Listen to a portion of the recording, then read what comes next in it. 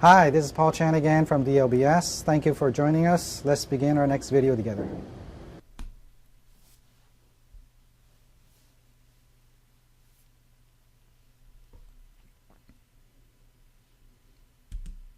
Welcome to our second video.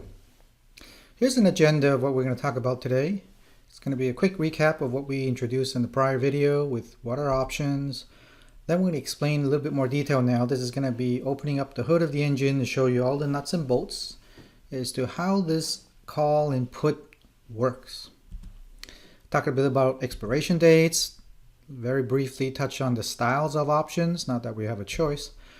There's also need to talk about the intrinsic value, the categories of the options, time decay, which is very important, as well as volatility, the Black-Scholes formula, just something you need to know what it is, but you don't need to calculate it. And very importantly is the Greeks, and then the choices that we're offered to make.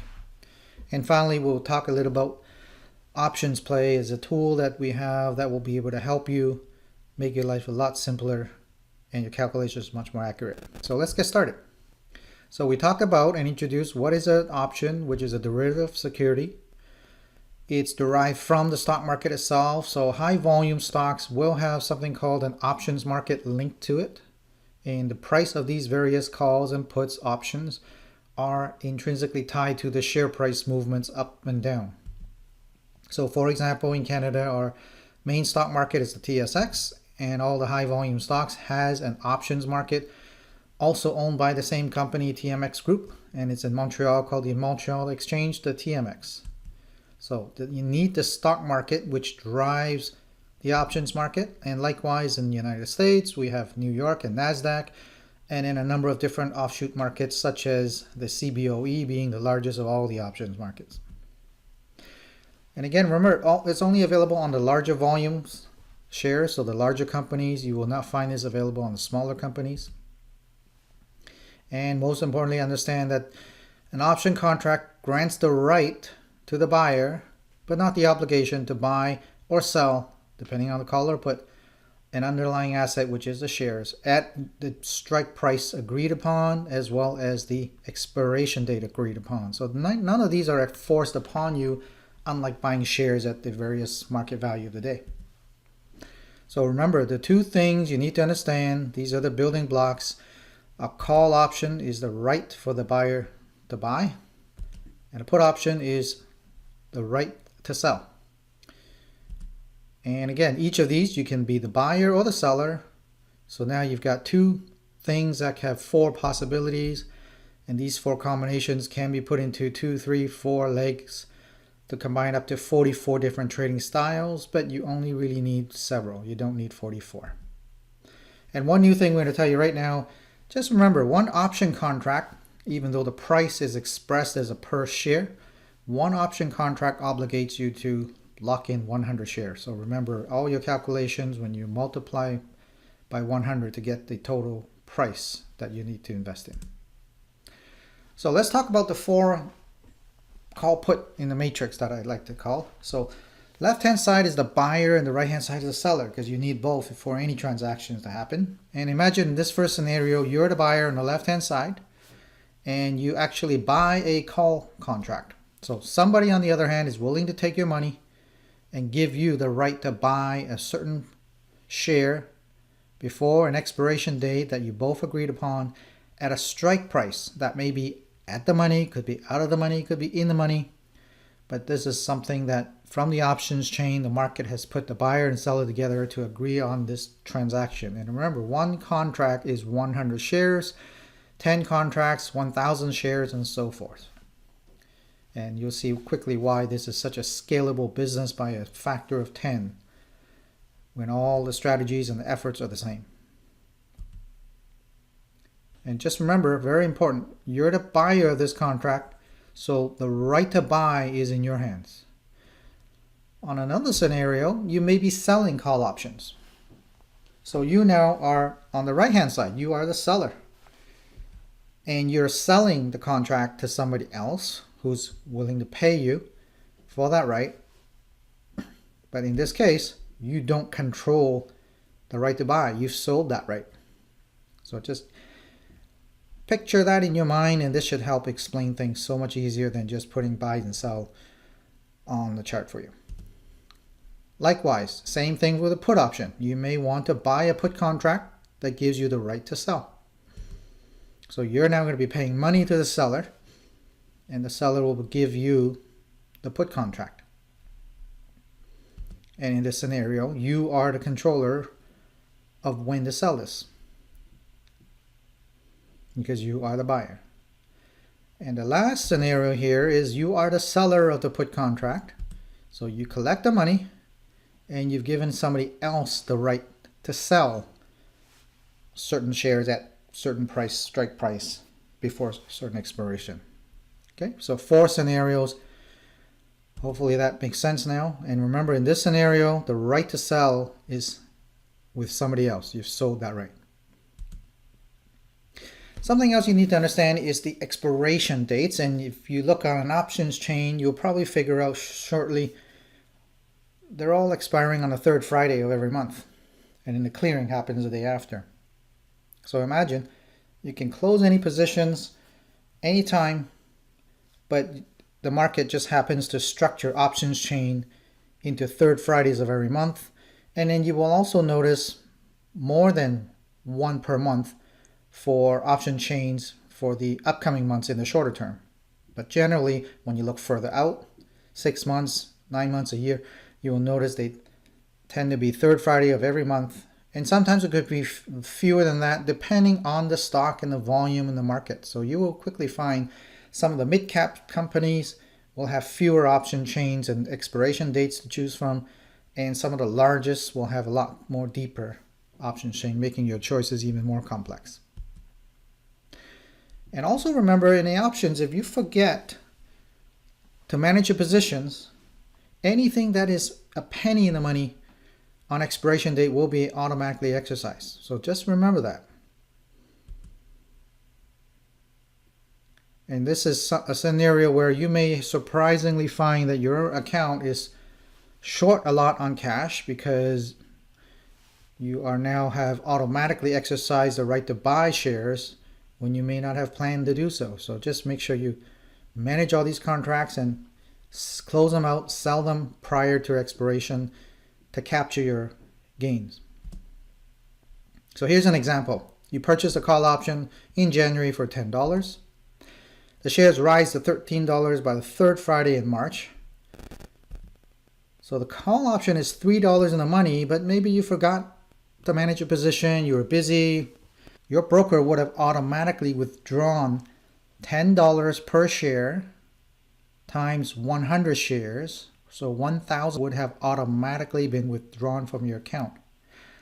Alternately, rather than having that exercise, simply close your contract and capture that $3 intrinsic value. 2 styles of options that are available in the world. We don't really have a choice. These are just what happens to be offered in your particular local markets. In the North American markets, we follow the American style where options can be exercised anytime, whereas the European style, the options can only be exercised on expiration. So what exactly is an intrinsic value? And we'll give you a real world example. Imagine there's a stock share price at $125 and you actually earlier purchased a call option at $100 strike price. So there is actually $25 of intrinsic value in this contract that you hold because you get to buy something of a higher value for a lower price. Likewise, if for the same share price of $125, but you actually bought a put contract that gave you the right to sell at $140, so somebody is obligated to pay you $140 when the market price is only $125. In this case, there's $15 of intrinsic value. So let's take a look at this McDonald's coupon that can help illustrate this idea a little bit better. Here we have a hamburger combination for, let's say typically market price is €7. And this coupon gives the holder, before a certain expiration date, the right to buy this combination for €5. So there's actually €2 of intrinsic value in this coupon prior to the expiration date. And let's assume prior to the expiration date, McDonald's raised the price from €7 to $7.50. Well, then this coupon, which allows the holder to buy at €5 before the expiration date, has increased in value from €2 to $2.50. Hope that helps explain intrinsic value a little bit better. Now, you're going to hear a lot about in the money, at the money, out of the money. Let's talk about the category. So using $100 as a share price, if your coupon that you purchased allows you to buy this same commodity for less than $100, this is what we call in the money. So there's intrinsic value already built in. If your strike price is $100, is what we call at the money, which is typically one of the most popular places to start. Yet you can also make money by buying out of the money. There's a reason why the option chain is so vast. And typically you will find out of the money, the call options have a much lower premium cost associated with it, sometimes just making very expensive stocks a little bit more affordable. Likewise, the flip side is true for put contracts. So, in the money meaning if your contract purchase allows you to sell your shares for more than $100, then there is intrinsic value because the market price is only 100. At the money would be 100, and then out of the money would be anything less than 100. So this builds on the idea of the prior slides. Time decay, very, very important. This is something where, depending if you're the buyer or the seller, if you're the seller of a contract, time decay works for you. But if you're the buyer of the contract, there is an expiration date you're staring at, and it will be working against you. So you need to decide how short-term or how long-term of an expiration date you want, and that's why the option chain has such a variety of expiration dates to choose from. And the closer to expiration, the quicker time decay will happen. And that's what we call the theta in the Greeks that we'll talk about a few slides later. And if this is difficult to understand, imagine you go to a supermarket to buy bananas. The same banana that was fresh, and look at the one on the right. The supermarket will have to discount heavily to beat the time clock on that banana. So I hope this helps explain the concept of time decay to this commodity. Another term you will hear a lot about is volatility. And there are two things about volatility. One is historical. That is easy to calculate. And that's something that is quite intrinsic in the nature of each and every stock. Some are in industries that are more volatile than others. And the other one is the implied volatility. And this is where we're talking about the future. It's not something that happened in the past. This is something anticipation of companies' earnings, pending announcements, rumors of mergers, even economic and market data. So you got to understand the two elements to volatility, which is very important as well. So I promised you did not need a math degree, and you still don't. This is something, if anyone ever mentions or throws around the word Black-Scholes formula, at least you'll know what they're talking about.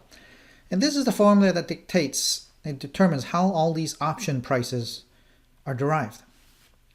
And it compares the underlying share price, which changes throughout the day, every trading day, as well as the option strike price, which is a fixed uniform price that you've picked from the options chain for your buy or sell for the life of that contract up to the expiration time. Remember, you also were the one who chose which expiration time you wanted to buy and sell for. It also factors in implied volatility as well as the risk-free interest rate. And typically that refers to something like a 3-month US Treasury bill. But of all these variables, really the top 3 are the most important. And when you really look at that, we can boil it down into 2. And one is the intrinsic value, meaning the difference between the option strike price and the current underlying share price. Are you at the money? Are you in the money? Are you still way out of the money, or at least closing the gap? as well as, very importantly, is the time decay. Is this expiring 9 months from now or 9 days from now? That has a huge impact on this formula. So you don't need to be able to calculate this formula, but it's very important to understand this is how share price and option price are linked together, and ultimately the options chain and the ups and downs of option contract prices are determined by this formula. So to boil that down even further, just think of the option price is derived by these three forces constantly in movement. So option Greek, something you need to know, and I'm going to list them in order of importance. But number one, you heard me talk about earlier, the delta, which is the rate of change of the option price relative to the share price. So every dollar increase in share price, option price does not increase by $1. It may be close, and it may be 80 or 90 cents on the dollar when it's way deep in the money. And it could be as low as 5 cents, 3 cents, maybe 10 cents if it's way out of the money. But typically, a very average calculation, if you look on the delta chart, at the money, typically you will see about a 50 cents delta, maybe 55, sometimes 60. So then there's something called a gamma, which is the rate of change of that delta, because that delta that you see is not uniform. Things are changing constantly. There are many, many variables. And the closer you are to expiration, that has a change, an effect on the delta as well. And as something that may be at the money, well, while the share price continues to rise, at the money becomes in the money, and then the delta could rise from that as well. So there are different forces happening. Then there's also the vega, which is a sensitivity to changes into the implied volatility. And again, implied volatility can change with things that the US president says. It could be happening with trade wars. It could happen with any unforeseen natural disasters. Imagine what happens to share prices of oil companies when there are spills. So lots of different forces in play that are typically not on a daily basis, but these are things that affect the implied volatility. Time decay. That's something that you will notice in the options chain. If you look on a time decay factor for contracts that are expiring 12 months from now, then the time decay is very, very minimal, maybe 1% or 2% a day, whereas something that's expiring in 2 weeks, then you're going to see the time decay factor much, much higher. So the last one being rho. Rho is the rate of change relative to change to risk-free interest rate. So typically we've been living in a fairly stable interest rate environment, but occasionally the Federal Reserve can increase interest rates or decrease interest rates by 1/4 basis points.